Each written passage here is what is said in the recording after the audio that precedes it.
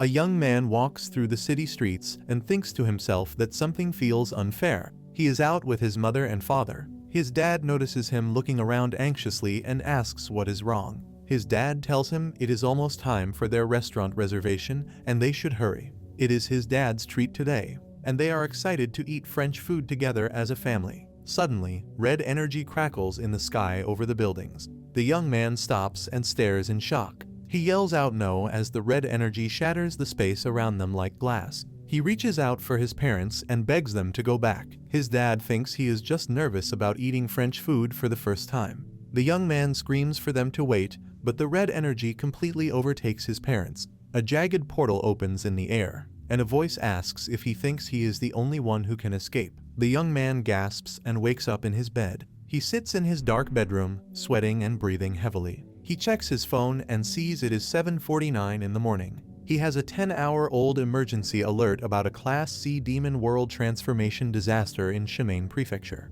He gets out of bed and looks at a wall covered in newspaper clippings and monster diagrams. He tells himself to pull it together because he has a company inspection today. He leaves his apartment and rides the train. On the train screens, the news reports on the disaster in Shimane. The news states that the C-class incident ended before dawn and was resolved by the soldiers. The broadcast shows a destroyed city under a blue moon. A narrator explains that demonification can happen anywhere at any time. It turns the area into a nightmare filled with monstrous enemies and magic, forcing people into a death game where the weak die. Elsewhere, a woman angrily holds a soldier by his collar over a ledge. She tells him that 200 extra people died because he arrived late. She demands to know why she was the first to arrive, even though she traveled from 600 kilometers away. She questions his rank and asks where the local soldiers were. The man cries and says he saw something unbearable at a nursery school. He remembers seeing children's drawings covered in blood.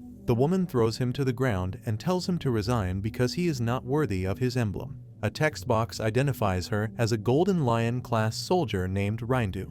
Back at a factory, a man reads an article on his phone about Rindu warning about the declining quality of soldiers. He clicks his tongue and complains about her lecturing them. He is identified as a Black Eagle-class soldier named Hakira Kuki. A factory supervisor named Kuno Hisashi tries to calm him down. Hakira becomes angry and suddenly summons a glowing yellow energy blade from his hand. He points the bright blade right next to the supervisor's face. Hakira questions Rindu's authority, claiming she only survived the initial Shinjuku incident. The terrified supervisor sweats and politely asks him to put the weapon away. Hakira scoffs and makes the glowing blade disappear. The supervisor smiles nervously and quickly changes the subject, telling Hakira that their merchandise production is running smoothly.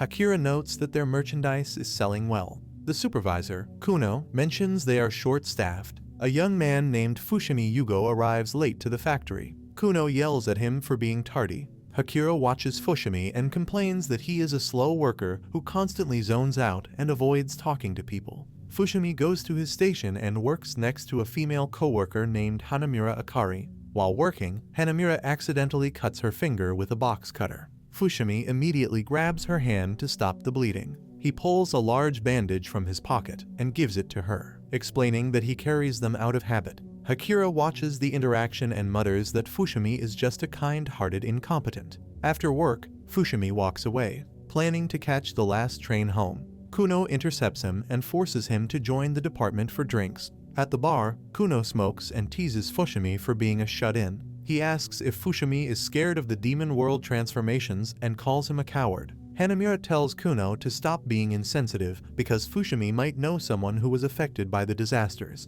She grabs Fushimi's hand and pulls him away to play darts. Suddenly, a stray dart flies through the air right at them. Fushimi reacts instantly, grabbing Hanamura and pulling her down to the floor to dodge it. Kuno bursts out laughing. He points out that the dart had a round tip and mocks Fushimi for trying to show off. Fushimi apologizes to Hanamura, saying he was worried it might hit her eye. Kuno tells him to stop overthinking and drink. A few moments later, someone appears at the bottom of the exit stairs. The coworkers look over, wondering if it is a performer or a new staff member. Kuno walks up to the clown and asks for tequila. The clown raises a star-shaped weapon and fires a sudden blast. Kuno's arm is completely severed and falls to the floor in a pool of blood. Kuno stares blankly at his missing limb for a second before screaming in pure agony. The clown grins with large teeth and begins firing multiple explosive blasts into the bar. The room fills with fire and smoke as people scream and try to run.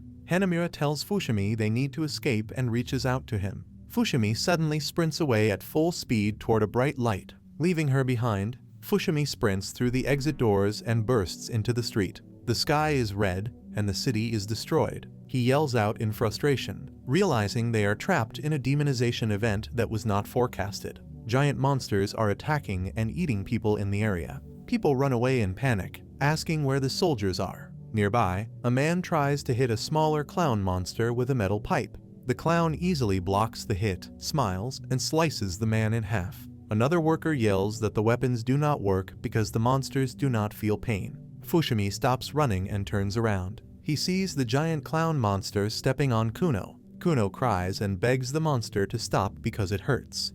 Fushimi walks toward them and tells the monster to stop.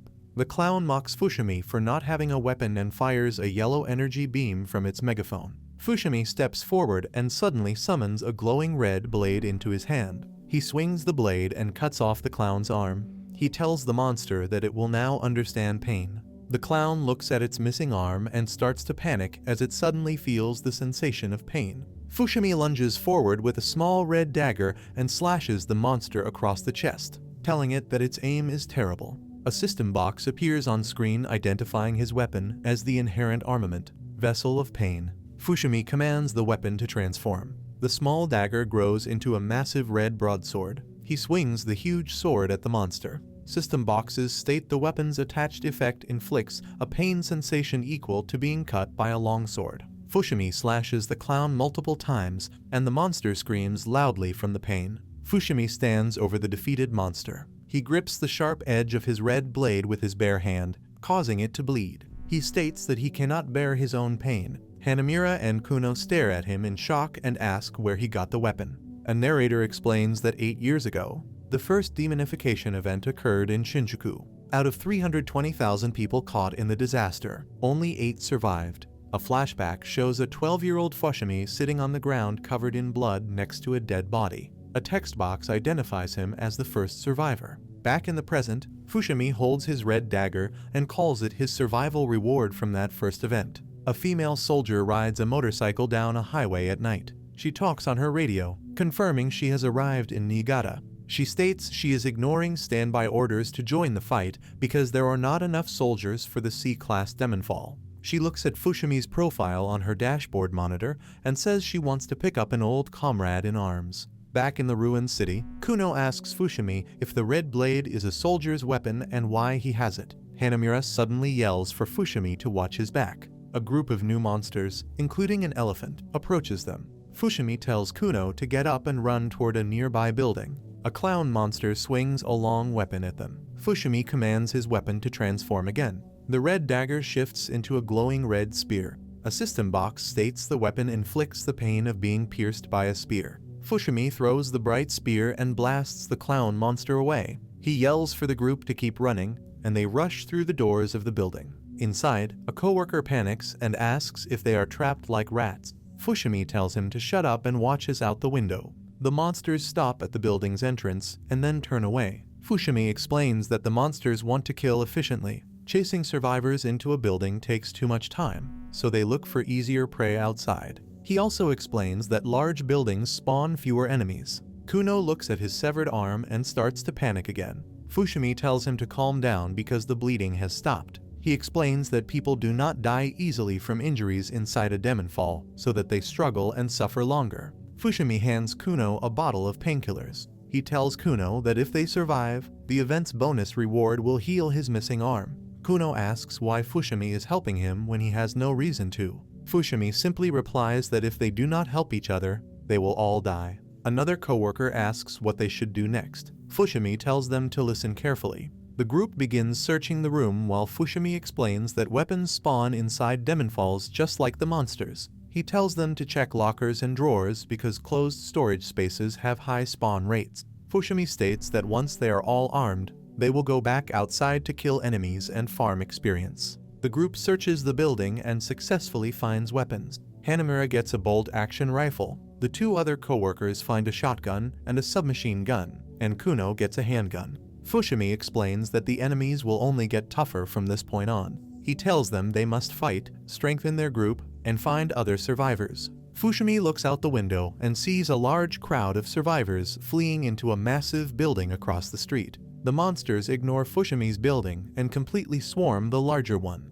Fushimi notes that they have the high ground advantage. He plans to use this opportunity to attack the monsters from behind and farm experience points. He assigns Hanamura and Kuno to shoot from their current floor, while the other two men shoot from the first floor windows. Hanamura asks Fushimi if he is pushing himself too hard. He smiles, says he is used to it, and heads outside. Fushimi stands on a ledge looking down at the massive horde of monsters. He explains that normally, monsters do not flinch or feel pain. They just lose health points until they die. However, his weapon applies a pain debuff. This makes the monsters act like living creatures, causing them to flinch and creating weak spots on their heads, necks, and hearts. Hitting these weak spots results in an instant kill. To apply the debuff to the entire crowd at once, Fushimi grips his red blade tightly, deeply cutting his hand. He commands the weapon to transform. The blood from his hand forms into floating droplets. A system box states this attack inflicts the pain of acid rain.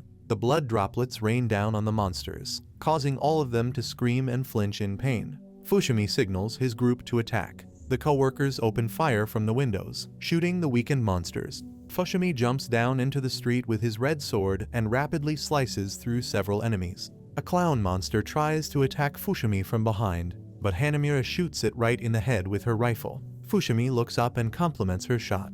Hanamura cheers and says she plays a lot of first-person shooter games. Kuno watches her and notes that she is good at more than just darts. A bright light suddenly appears over the dead clown's body. Hanamura sees it from the window and asks if it is an item drop. Fushimi smiles and tells her she is very lucky. A glowing holographic cube floats above the monster's body. A system text box appears displaying a 3% drop rate and prepares to reveal the item details.